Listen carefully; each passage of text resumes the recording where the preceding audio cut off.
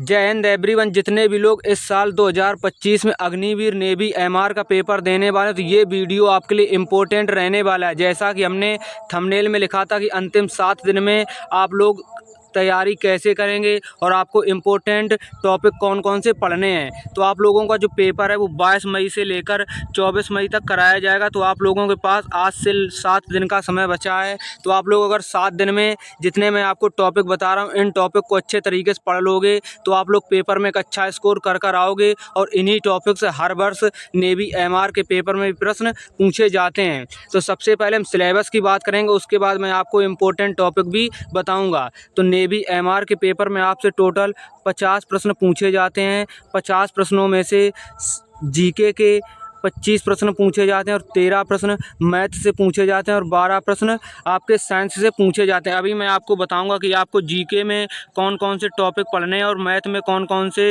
Important topic पढ़ने हैं और आपको साइंस में कौन कौन से टॉपिक पढ़ने हैं। ऐसा नहीं है कि ये टॉपिक मैं अपनी तरफ से बता रहा हूँ, ये टॉपिक नेवी एमआर के सिलेबस में मतलब जो नोटिफिकेशन आता था उसमें सिलेबस लिखा गया था, तो उसी को मैंने अच्छे तरीके से आपको बताया है। तो आप लोग इन सारी चीज़ों को अगर पढ़कर जाओगे तो आप लोग पेपर 100% पास कर आओगे, क्योंकि मैं आपको उन्हीं टॉपिक को बता रहा हूं जिस टॉपिक से आर्मी ने अपने खुद बताया है ऑफिशियल नोटिफिकेशन में कि इन्हीं टॉपिक से आपके प्रश्न पूछा जाएगा। तो ऐसा तो है नहीं कि नेवी ने अपने ऑफिशियल नोटिफिकेशन में लिख दिया है तो उनसे अलग पूछेगा, तो ऐसा कभी नहीं हुआ मेरे भाई। तो जितने भी मैं आपको टॉपिक बता रहा हूँ उन सारे टॉपिक को आप लोगों को अच्छे से कंप्लीट कर लेना है। तो नेवी एमआर के पेपर में आपके 50 प्रश्न पूछे जाएंगे 50 नंबर के, ठीक है ना। एक प्रश्न आपका 1 नंबर का रहने वाला। उसके बाद इसमें आपकी निगेटिव मार्किंग 1/4 की मतलब 0.25 की इसमें आपकी निगेटिव मार्किंग भी रहेगी। जैसे आप लोग 4 प्रश्न गलत कर दोगे तो आपका 1 प्रश्न सही वाला काट लिया जाएगा। तो आपको ये बात अच्छे तरीके से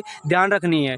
पेपर करने के लिए आपको टोटल 30 मिनट का समय मिलेगा। आपको 50 प्रश्न 30 मिनट में करने होंगे, तो काफ़ी थोड़ा सा कम समय है। वैसे कम समय तो नहीं है, क्योंकि मैथ के आपसे 13 प्रश्न पूछे जाते हैं। बाकी आपका जीके और जीएस में ज़्यादा टाइम नहीं लगना चाहिए, इसलिए आपको ज़्यादा समय नहीं दिया गया, सिर्फ 30 मिनट दिए गए हैं 50 प्रश्न करने के लिए। तो आपका ये पूरा सिलेबस रहा। आप लोगों को अच्छे तरीके से पूरे सिलेबस के बारे में समझ लिया होगा। तो उसके बाद मैं आपको बताता हूँ कि आपको इम्पोर्टेंट टॉपिक कौन कौन से पढ़ने हैं। तो सबसे पहले मैं बात करूँगा कि आपको जीके में कौन कौन से टॉपिक पढ़ने हैं। तो जीके में आपको स्वतंत्रता आंदोलन से प्रश्न आपका पूछा जाता है हर वर्ष, तो आपको स्वतंत्रता आंदोलन के बारे में अच्छे तरीके से पढ़ लेना है। उसके बाद भारत की प्रमुख झीलों से प्रश्न पूछा जाता है, तो आपको ये भी अच्छे से पढ़ लेना। जितने मैं आपको टॉपिक बता रहा हूँ आप लोगों को इन टॉपिक को अच्छे तरीके से तैयार कर लेना है।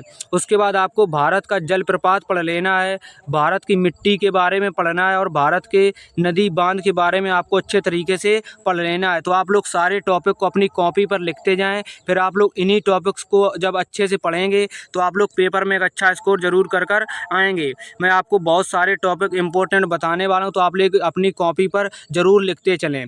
आपको नेक्स्ट जो टॉपिक पढ़ना है वो पढ़ना है भारत की नदियों पर बसे बांध के बारे में पढ़ लेना। उसके बाद भारत के पर्वत के बारे में पढ़ना है, यहाँ से आपके पेपर में प्रश्न जरूर पूछा जाएगा। उसके बाद भारत के प्रमुख बंदरगाह के बारे में आपको पढ़ना है, यहाँ से आपका भी प्रश्न पूछा जाएगा। तो आपको मैं जितने टॉपिक बता रहा हूँ सारे प्रश्न मोस्ट इम्पोर्टेंट रहने वाले हैं, तो आप लोग इन सारे टॉपिक को अच्छे तरीके से कंप्लीट करते चलें। उसके बाद आपको सौर मंडल के बारे में पढ़ना है। उसके बाद राष्ट्रीय एवं अंतर्राष्ट्रीय दिवस के बारे में भी पढ़ लेना है। उसके बाद ये भी जीके के टॉपिक रहने वाले हैं, तो जीके का आपका ज़्यादा इसमें सिलेबस रहता है, तो जीके के 25 प्रश्न पूछे जाते हैं। तो आप लोग इन जब टॉपिक को पढ़ लोगे तो आप लोग पेपर में एक अच्छा स्कोर जरूर कर आओगे। उसके बाद आपको पढ़ना है भारत की प्रमुख मुद्रा और राजधानी के बारे में पढ़ना। उसके बाद भारत के राज्य उनकी राजधानी से आपका प्रश्न पूछा जाएगा, तो आप लोग इनके बारे में अच्छे तरीके से पढ़ लेना है। उसके बाद प्रसिद्ध पुस्तक एवं उसके लेखक के बारे में पढ़ना है। उसके बाद महापुरुषों के समाधि स्थल एवं नारे के भी बारे में आपको पढ़ लेना। उसके बाद प्रमुख त्यौहार एवं मेले के बारे में आपको पढ़ लेना, क्योंकि यहाँ से भी आपका पेपर में प्रश्न पूछा जाएगा। नेक्स्ट जो हमारा प्रश्न रहने वाला है, आप लोग प्रश्न नहीं मतलब टॉपिक रहने वाले ए भी टॉपिक आपके जीके की रहने वाले हैं, तो आप लोग सारे टॉपिक को अच्छे तरीके से कंप्लीट करते रहना। उसके बाद आपको पढ़ना है प्रमुख पुरस्कार, उसके बाद खेल के बारे में पढ़ लेना, उसके बाद प्रमुख खेलों के खिलाड़ियों की संख्या के बारे में पढ़ना, जैसे वॉलीबॉल में कितने खिलाड़ी होते हैं, क्रिकेट में कितने खिलाड़ी होते हैं, हॉकी में कितने खिलाड़ी होते हैं, तो आप लोगों को ये सारी चीज़ें पढ़ लेना। उसके बाद प्रमुख देशों के राष्ट्रीय खेल के बारे में पढ़ लेना है, तो आपको ये भी प्रश्न जरूर देखने को मिलेगा। यहाँ से खिलाड़ियों के उपनाम भी आपको पढ़ लेना, क्योंकि यहाँ से आपके पेपर में भी प्रश्न पूछा जाता है।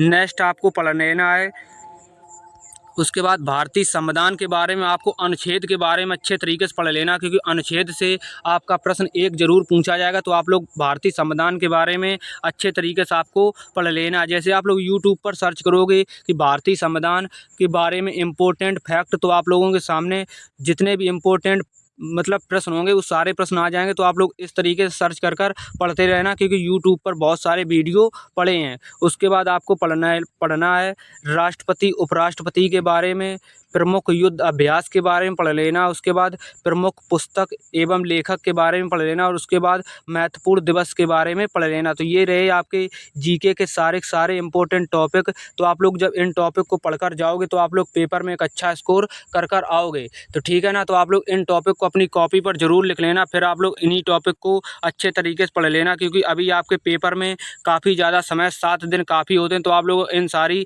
चीज़ों को अच्छे तरीके से कंप्लीट करते रहोगे तो आप पेपर जरूर पास कर आओगे। उसके बाद आपको जीके में पढ़ लेना 1857 की क्रांति के बारे में, यहाँ से आपके पेपर में एक प्रश्न जरूर पूछा जाएगा। उसके बाद नदियों के किनारे बसे शहर के बारे में पढ़ लेना, तो यहाँ से भी आपका पेपर में एक प्रश्न पूछा जाएगा। प्रमुख दर्रे पढ़ लेना, यहाँ से भी आपका पेपर में 100% एक प्रश्न पूछा जाएगा, क्योंकि हर वर्ष प्रमुख दर्रे से प्रश्न पूछा जाता है।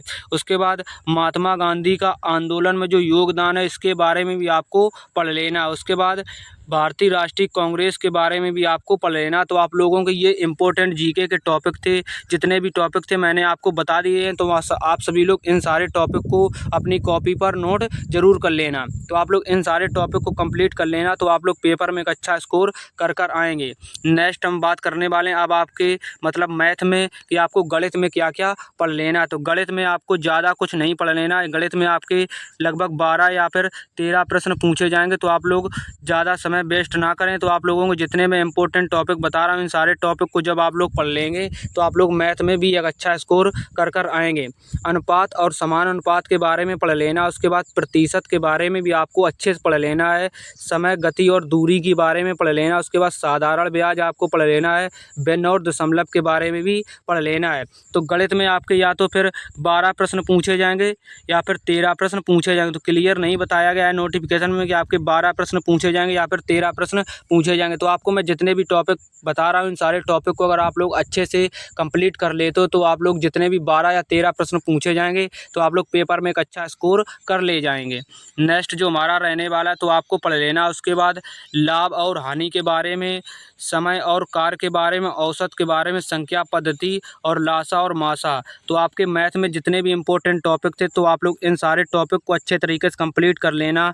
आपको टोटल 10 टॉपिक ही मैथ में पढ़ लेने हैं, ज़्यादा नहीं पढ़ने हैं। अगर आप हो सके तो एडवांस मैथ को जैसे ट्रिग्नोमेट्री को आपको अच्छे तरीके से पढ़ लेना, क्योंकि ट्रिग्नोमेट्री और क्षेत्रमिति से आपके पेपर में प्रश्न पूछा जाता है। तो आप लोग अच्छे तरीके से उसको कंप्लीट कर लेना। उसके बाद मैं आपको बताता हूँ कि आपको जीएस में मतलब सामान्य विज्ञान में आपको क्या क्या पढ़ लेना है। उसके बाद आपको न्यूटन की गति के नियम के बारे में पढ़ लेना है। कार्य और शक्ति के बारे में पढ़ना है। उसके बाद ऊष्मा के बारे में आपको पढ़ लेना। तापमान, धातु एवं अधातु, ध्वनि और तरंग के बारे में अच्छे तरीके से आपको पढ़ लेना। तो ये आपके जीएस के टॉपिक हैं। तो आप लोग सारे टॉपिक को अपनी कॉपी पर ज़रूर लिख कर रहें, फिर उसके बाद आप लोग इसी के अकॉर्डिंग तैयारी करेंगे। नेक्स्ट आपको जो पढ़ लेना वो परमाणु संरचना के बारे में पढ़ लेना है। कार्बन एवं उसके यौगिक के बारे में पढ़ लेना है। बिजली एवं उनके अनुप्रयोग के बारे में पढ़ना है। बल और गुरुत्वाकर्षण के बारे में पढ़ लेना। उसके बाद ग्रह और उपग्रह के बारे में पढ़ना है। तो आपको जीएस में टोटल 11 ही टॉपिक पढ़ लेने हैं। तो आप लोग अच्छे तरीके से इन सारे टॉपिक को कंप्लीट कर लेना, तो आप लोग पेपर जरूर पास कर ले जाएंगे। अगर आप लोगों ने सारी चीज़ों को अच्छे तरीके से लिख लिया होगा और इसी के अकॉर्डिंग आप लोग 7 दिन बचे हैं तो 7 दिन के अंदर आप लोग पेपर में एक अच्छा स्कोर कर आएंगे। मैंने आपको जीके, जीएस और मैथ के इंपॉर्टेंट टॉपिक बता दिए, तो आप लोग इन सारी चीज़ों को अच्छे तरीके से कंप्लीट करते रहें। ऐसा नहीं कि ये टॉपिक मैंने अपनी तरफ से बताएं, जो नेवी एमआर का ऑफिशियल नोटिफिकेशन था उसमें लिखा गया था कि इन टॉपिक से प्रश्न पूछे जाएंगे, वही मैंने आपको बताए हैं। ठीक है ना। तो आप लोग अपनी तैयारी अच्छे से करते रहें। आपका पेपर 22 मई से लेकर 24 मई तक कराया जाएगा। तो आप लोगों ने अपनी एग्ज़ाम डेट चेक कर ली होगी। उसके बाद आप लोगों का जो एडमिट कार्ड है वो आपका 72 घंटे पहले ही डाउनलोड होगा। तो आपका लगभग जिनका 22 मई को पेपर होगा उन लोगों का लगभग 20 मई तक एडमिट कार्ड आ जाएगा। तो आप लोगों को डाउनलोड कर लेना है एडमिट कार्ड। और एग्ज़ाम सेंटर पर आप लोगों को कौन कौन से डॉक्यूमेंट्स लेकर जाना है उसके ऊपर मैं अलग से 2-3 दिन में वीडियो बना दूंगा, क्योंकि अभी आपके एग्ज़ाम में थोड़ा समय है। तो जैसे ही मुझे समय मिलेगा उसके बाद मैं आपको बता दूंगा कि आपको एग्ज़ाम सेंटर पर कौन कौन से डॉक्यूमेंट्स लेकर जाना है और आपको समय से ज़रूर पहुँचना है। तो आप लोग अपनी तैयारी अच्छे से करते रहें। जितने भी मैंने आपको इंपॉर्टेंट टॉपिक बताए हैं आप लोग इन सारे टॉपिक को अच्छे तरीके से कंप्लीट कर लेना। तो चलिए मिलते हैं नेक्स्ट वीडियो में। तब तक के लिए जय हिंद, जय भारत। और अपनी पढ़ाई आप लोग अच्छे तरीके से करते रहें। धन्यवाद।